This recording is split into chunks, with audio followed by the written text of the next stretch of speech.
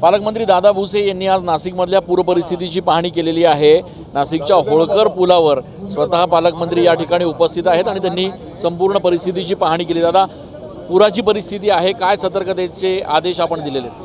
आपण जर बघितलं असेल तर महापालिका असेल, जिल्हाधिकारी प्रशासन असेल, पूर्ण सज्ज आहे।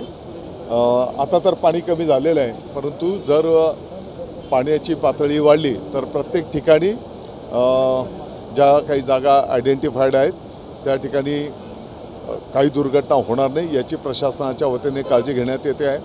साधारणपणे 35 कुटुंबांना त्या ठिकाणी सुरक्षित हलवलेलं आहे आणि त्यांची संपूर्ण व्यवस्था करण्यात आलेली आहे।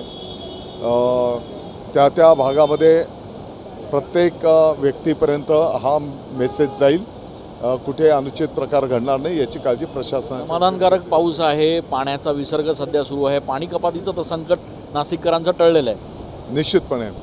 आणि मला वाटतं की नुसतं नाशिकचंच नाही तर नाशिकमधून खाली ज्या ज्या भागामध्ये हे पाणी जात आहे त्या भागामध्ये सुद्धा एक धरणांच्या माध्यमातून फिडिंग होण्याच्या दृष्टिकोनातून एक पॉझिटिव्ह सायन्स आहे। एक शेवटचा प्रश्न, सर्वसामान्यांच्या दृष्टीनं एक गोंधळाची परिस्थिती अशी आहे की प्रचंड वाहतूक कोंडी होतीये, जे लोक पूर बघण्यासाठी येत आहेत, सेल्फी घेत आहेत, सूचना काय असतील आपल्याकडून? मला वाटतं की निश्चितपणे मी पोलीस प्रशासनाला पण सूचना करेल आणि असं वाहतूक तोंडी होणार नाही याची काळजी घ्यायला हवी। खूप खूप धन्यवाद। पालकमंत्री यांनी आज नाशिकमध्ये पाहणी केलेली आहे आणि या संपूर्ण पूर परिस्थितीनंतर त्यांनी संपूर्ण यंत्रणेला सतर्कतेचा इशारा दिलेला आहे। कॅमेरा पर्सन आकाश येवलेसह मी चंदन पूजाधिकारी, TV9 मराठी।